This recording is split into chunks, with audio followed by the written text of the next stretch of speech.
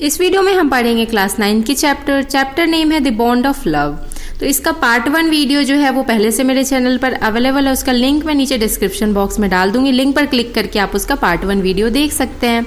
तो अभी तक हमने इसका पार्ट 1 वीडियो जो था उसमें समरी में हमने यहाँ तक पढ़ा था कि जो ऑथर की वाइफ थी उसने क्या किया था कि भालू का नाम था और वो ब्रूनो से बाबा रख दिया था, जो कि इंडियन नेम उन्होंने रख दिया था। जैसा कि इंडिया में मोस्टली छोटे लड़के को बुलाया जाता है, तो उन्होंने उसका नाम भी बाबा रख दिया था, भालू का नाम। तो इससे आगे अभी हम इस वीडियो में पढ़ लेंगे।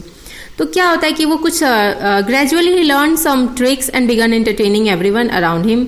तो वो क्या होता है कि वो कई सारे ट्रिक्स वगैरह सीख लेता है, जिससे कि वो अपने आसपास के लोगों का एंटरटेनमेंट करता था। लोगों को बहुत हंसी आता था उन चीज़ों को देख करके, वो बहुत एंटरटेन करता था लोगों को।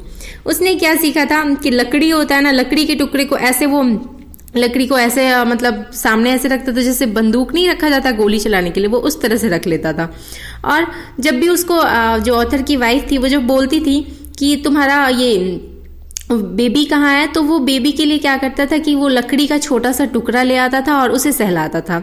तो मतलब कि वो लकड़ी के टुकड़े को अपना बेबी कहता था। तो इस तरह से वो अपने आसपास के लोगों का, इन सब छोटी छोटी चीज़ें थी कई सारी जिससे कि वो एंटरटेन करता था।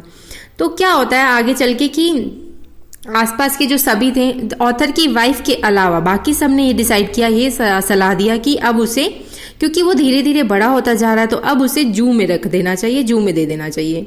लेकिन वाइफ जो थी वो इस चीज़ के लिए तैयार नहीं थी, क्योंकि ऑथर की वाइफ को उससे बहुत ज़्यादा प्यार हो गया था। लेकिन फिर भी अपने आसपास के लोगों की सेफ्टी के लिए सभी का सोचकर वो सोचती हैं कि ठीक है हम इसको मैसूर के जू में दे देंगे।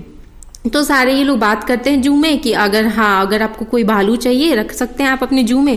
तो उधर से आ जाता है कि हाँ मतलब परमिशन वो दे देते हैं यहाँ पे देने का।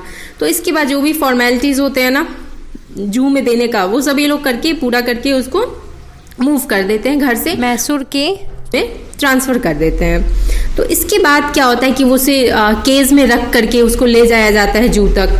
अब जू में जाने के बाद क्या होता है कि ऑथर की वाइफ जो थी वो इतना ज़्यादा याद करने लगती है, इतना बुरी तरह से टेरिबली मिस करने लगती है ना उस भालू को, कि उन्होंने खाना पीना सब बंद कर दिया। फिर वो पता किया जाता है कि वहाँ पे ब्रूनो की क्या हालत है, यानी कि बाबा की क्या हालत है। तो वहाँ से जू के अथॉरिटी वाले भी बोलते हैं कि जैसा वाइफ ऑथर की वाइफ का है ना, जैसा कंडीशन ऑथर की वाइफ का है सेम वैसा ही कंडीशन बाबा का भी है। वो भी खाने पीने से साफ इनकार कर चुका और वो कुछ खा भी नहीं रहा और ऐसे ही बहुत उदासी में पड़ा हुआ है। तो ऑथर की वाइफ जो थी वो चाहती हैं कि वो जा करके एक बार मिले उससे, लेकिन उसके घर में जो उसके हस्बैंड थे वो ये मतलब नहीं तैयार होते हैं उसको ले जाने के लिए। तो वो बोलती है कि अगर वो नहीं ले गए तो वो खुद अकेले जा करके बाबा से यानी कि ब्रूनो से मिलेंगी।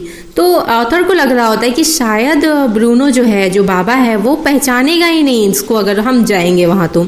लेकिन ऐसा नहीं होता है। जब ये वहाँ जाती हैं मिलने के लिए तो क्या होता है कि वो जो बाबा था ना भालू, जिसका नाम पहले ब्रूनो रखा गया था, वो दूर से ही देख करके पहचान जाता है और बहुत ज़्यादा खुश होता है और खुशी से कूदने लगता है। तभी इनकी वाइफ जो थी ऑथर की वो दौड़ करके भालू के पास जाती हैं और उसे गले लगा लेती हैं और काफ़ी देर वो उसके साथ समय बिताती है। उसका जो भी फेवरेट खाना था ना वो सारा खाना उसे खिलाती हैं।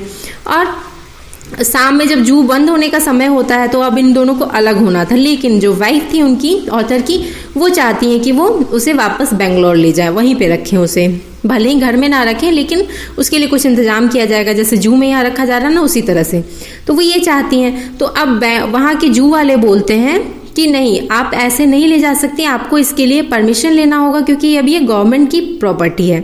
तो आपको इसका परमिशन लेना होगा, तब जा कर के आपको ये बेंगलोर ले जाने के लिए मिलेगा।